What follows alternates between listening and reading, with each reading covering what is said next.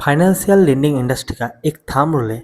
जो भी कंपनी जितना पेज से अपना एयूएम ग्रोथ करता है उतना ही पेज से उसका एसेट क्वालिटी खराब होता है आगे जाते हुए। But this thumb rule will be break by one company that is SG Finserv. और एसजी फिनसर्व लास्ट कंसिस्टेंसी के साथ जीरो एनपीए डेटा प्रोवाइडेड कर रहा है। तो कैसे हो रहा है और कंपनी Q1 में 82% एयूएम ग्रोथ किया है year on year and 16% quarter on quarter AUM growth कर रहा है।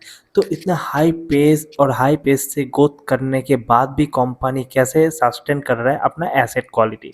तो आज की वीडियो में कंपनी का एक बीफ ओवरव्यू एंड कॉनकॉल का एनालिसिस एंड एक एनालिसिस करके मैं बोल रहा हूँ कि कंपनी का आउटलुक कैसा है और कंपनी आपको लेना चाहिए कि नहीं लेना चाहिए।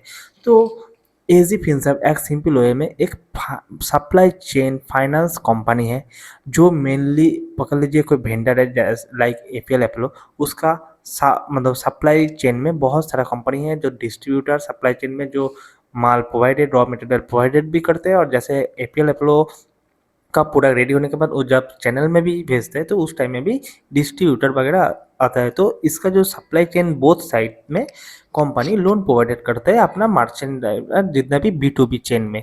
तो कंपनी का मेन बिजनेस वही है और कंपनी का जो एयूएम मिक्स भी है उसमें 33% APL Apollo and non APL Apollo से भी 33% का एक मिक्स आ रहा है।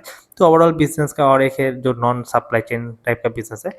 तो कंपनी बहुत अच्छा तरीके से अपना ग्रोथ कर रहा है एंड मैं मैनेजमेंट का गाइडेंस भी बोलूँ तो FY27 का एंड तक कंपनी का जो एयूएम टारगेट है वो 5500 शेयर का एयूएम टारगेट है। एंड मैनेजमेंट का गाइडेंस ये है कि क्वार्टर ऑन क्वार्टर कंपनी 16 मतलब 14-16% से कंपनी का एयूएम ग्रोथ करेगा। That is must be very high growth rate क्योंकि एयूएम मतलब कोई भी आप बैंक वगैरह और एनबीएफसी का आप बात करोगे तो ईयर में उतना ग्रोथ करने की बात नहीं कर रहा है जितना एजी फिनसर्व हर एक क्वार्टर में मतलब ग्रोथ करने की बात कह रहा है। तो एक सिंपल वे में बहुत तगड़ा ग्रोथ है। बट कंपनी का मैनेजमेंट का भी सेम ही कहना था कि उसका मेनली जो फोकस है वो जीरो एनपीए मेंटेन करने की कंपनी बात कर रहा है। कंपनी मतलब ग्रोथ चेस ऐसे नहीं कर रहा है सिर्फ ग्रोथ करना है इसलिए ग्रोथ चेस कर रहा है बट वो जीरो एनपीए को मेंटेन करके ग्रोथ कर रहा है। डेट डिफरेंशिएट मतलब दूसरा कंपनी से एजी फिनसर्व को ऐसे डिफरेंस कर रहा है क्योंकि इस कंपनी का जीरो एनपीए वगैरह से। एंड कंपनी का जो टारगेट है FY27 की मैं बात करूँ पीबीटी लेवल में 300 सीआर का मतलब पीबीटी करने का एंड पैट लेवल पे 225 प्लस सीआर का मतलब पैट गाइडेंस आप बोल सकते हो कि FY27 में मैनेजमेंट ने दिया है। कंपनी बहुत अच्छा पेस से ग्रोथ कर रहा है एंड मैनेजमेंट का जो आउटलुक वगैरह भी वो भी बहुत तगड़ा है। कंपनी का जो पर्सपेक्टिव भी है वो भी आपको अच्छा लगेगा एंड मैनेजमेंट भी कॉन्फिडेंस है अपना प्रोडक्ट अपना बिजनेस के लेके। एंड कंपनी अभी न्यूली मतलब न्यू न्यू प्रोडक्ट में एंटर करने की सोच रहा है क्योंकि सप्लाई चेन में उतना ज़्यादा जितना था कंपनी एक नीच प्रोडक्ट क्योंकि सप्लाई चेन में बाकी एनबीएफसी को आप उतना ज़्यादा नहीं सुनोगे कि सभी सप्लाई चेन में एनबीएफसी कर रहा है और फंडिंग कर रहा है। तो कंपनी भी न्यू न्यू सेगमेंट में एंटर कर रहा है जैसे डिजिटल लेंडिंग हो और लोन अगेंस्ट प्रॉपर्टी में कंपनी मतलब सोच रहा है एंटर करने के लिए। एंड कंपनी फैक्ट्री मतलब फैक्ट्री साइड मैन्युफैक्चरिंग साइड में भी मतलब उधर भी थोड़ा सप्लाई चेन और फैक्ट्री वार हाउस रिलेटेड भी फाइनेंसिंग कर रहा है। तो कंपनी न्यू न्यू प्रोडक्ट में एंटर कर रहा है अपना ग्रोथ को सस्टेन रखते हुए एंड जीरो एनपीए को मेंटेन करते हुए। एंड कंपनी का जो आरओए टारगेट है वो भी 5% का रेंज है एंड कंपनी 5% का आरओए कर रहा है। तो मतलब वही लेवल को सस्टेन करना आगे कंपनी का काम है। बट आरओई साइड में कंपनी 14% आरओई कर रहा है बट FY27 में मैनेजमेंट का गाइडेंस था 14% to 16%। तो कहाँ से होगा बट आरओए तो कंपनी 5% बोल रहा है mainly depend by debt to equity ratio. तो कंपनी का सिंपल सा कहना था कि अभी Depp to equity ratio 2.2x है बट कंपनी आगे जाते हुए इसको 3x तक लेके जाने की सोच रहा है। दैट्स मीन जो एक्स्ट्रा लिक्विडिटी मिलेगा आपका डेप्स मतलब लोन से उसको एक आगे काम पे लगा के कंपनी का आरओए भी इंक्रीज होगा। That's mean profitability will be increase. That is good. And मैं ओवरऑल बात करूँ तो जैसे मैं बोला डेप टू इक्विटी एक नॉर्मल है बट कंपनी यील्ड लेवल में अपना 12 पॉइंट समथिंग 5 आप पकड़ सकते हो प्लस माइनस 10-20। तो 12.5 का रेंज कंपनी सस्टेन करने की बात कर रहा है नीम नीम नहीं यील्ड लेवल पे जो रेट पे कंपनी लोन प्रोवाइडेड कर रहा है अपना सप्लाई चेन फाइनेंस को। तो मतलब जितना भी सप्लाई चेन में जो भी बिजनेस का है तो उसको वो 12.5 के अप्रोक्स रेंज में कंपनी लोन प्रोवाइड कर रहा है। दैट ऑल्सो भी मतलब आपको मतलब कंपनी का कोई रिटेल चेन नहीं है कि वो किसी पर्सन को लोन दे रहा है। एंड कंपनी का जीरो एनपीए का एक सिंपल सा मतलब आपको समझना चाहिए।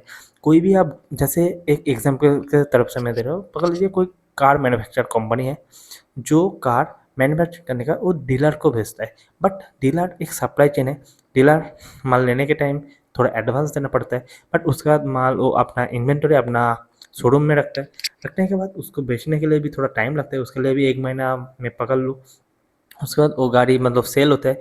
उसके बाद मतलब डीलर होता है वो पेमेंट करता है। बट ये पूरा चेन में आपको एक रिसीवेबल दिखेगा, हर एक कंपनी में रिसीवेबल पेबल डे में पैसा अटक जाता है।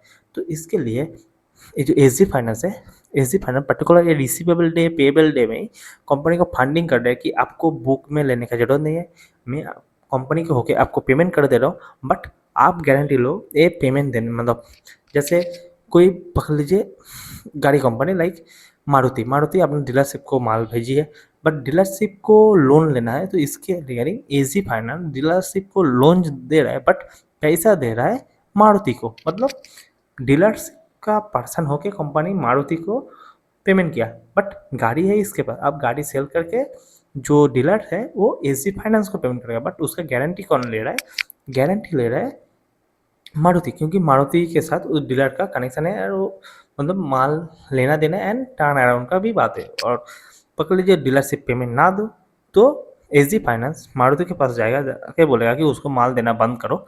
एंड वो पैसा पुराना पैसा नहीं दे रहा है, दैट्स मीन उस टाइम में सेटल होके, क्योंकि आपको बिजनेस करना है तो आपको मतलब सप्लाई चेन को आपको मेंटेन भी करना है एंड उसको पेमेंट भी देना है। तो इसका पेमेंट पहले हो जा रहा है, इसके रिगार्डिंग कंपनी का 0% एनपीए मेंटेन कर रहा है, जो बाकी एनबीएफसी कंपनी से कंपनी को पूरा अलग कर रहा है। मैं थोड़ा अलग मतलब इंडस्ट्री लेके बात करूँ तो कंपनी का एक देख लो एक ही बड़ा रिस्क मुझे जितना लगा, एयूएम मिक्स में कंपनी का अभी उतना ज़्यादा बेस नहीं है। सिर्फ 5000 अप्रॉक्स 5000 का आसपास कंपनी का बेस हो रहा है एयूएम का। तो मतलब आप देख सकना मतलब देखना कि कंपनी में अभी एपीएल अपोलो का ज़्यादा मिक्स थोड़ा ज़्यादा है, तो उतना ज़्यादा अभी भी एक्सपेंड नहीं किया, क्योंकि उसको डाइवर्सिफाई करना बहुत ही ज़रूरी है। नहीं तो कंपनी का इशू हो जाएगा आगे जाते हुए। कोई भी बिजनेस में पकड़ लो किसी का ग्रोथ नहीं हो और कुछ प्रॉब्लम आ जाए तो उस टाइम में ग्रोथ सस्टेन करना उस टाइम में थोड़ा प्रॉब्लम, बट उतना मुझे अभी प्रॉब्लम नहीं दिखाई दे रहा है, क्योंकि इतना छोटा बेस है कि कंपनी आगे जाते हुए और भी अच्छा ग्रोथ कर सकता है। That is good. और ओवरऑल मुझे कंपनी अच्छा लगा, ईवीएम ग्रोथ मेंटेन कर रहा है, अपना आरओए मेंटेन कर रहा है। 5% का आरओए आप कोई दूसरा कंपनी आप मतलब निकल के सर्च करके देखना कितना कंपनी है एनबीएफसी में जो 5% का आरओए कर सकता है। और आरओई भी 3% अभी बोल रहे हैं, बाद में जाके भी और भी बड़ा हो सकता है, पर तब भी 15% का 14-15% का रेंज भी खराब नहीं है, बहुत ही अच्छा आरओए है, आरओई है। तो बिज़नेस तो अच्छा खासा ग्रोथ भी कर रहा है। और वैल्यूएशन की मैं वो कोई बात करने वाला नहीं हूँ। जो बिज़नेस अच्छा करे उसका कोई वैल्यूएशन नहीं होता है। जो बिज़नेस खराब करता है उसका भी वैल्यूएशन देके क्या करोगे? जब बिज़नेस खराब है तो वहाँ से भागो यार। जब बिज़नेस अच्छा कर रहा है आपको सिर्फ रहना है और कुछ नहीं करना है। रहना है, टैग करना है, बिज़नेस बिज़नेस परफॉर्मेंस करे, आपको रुकना है एंड देखना है, बस यही करना है। ऊपर से और कुछ नहीं करना है। बट मैनेजमेंट का पैड गाइडेंस वगैरह ऑल इज़ गुड। आप वॉच लिस्ट में ऐड करो, कंपनी को हर एक क्वार्टर में आप सिर्फ देखना कि परफॉर्मेंस कैसे कर रहे हैं और आप प्ले करो, बस यही करना है आपको। और एनबीएफसी में आपको फाइनेंस में इतना अच्छा ग्रोथ बाकी बहुत ही कम कंपनी है 4-5 है, बट आपको इतना अच्छा ग्रोथ बाकी में नहीं मिलेगा। तो आज की वीडियो में इतना तक रखते हैं, तो नेक्स्ट वीडियो में कोई दूसरा कोई कंपनी लेके बात करेंगे। तो जय हिंद।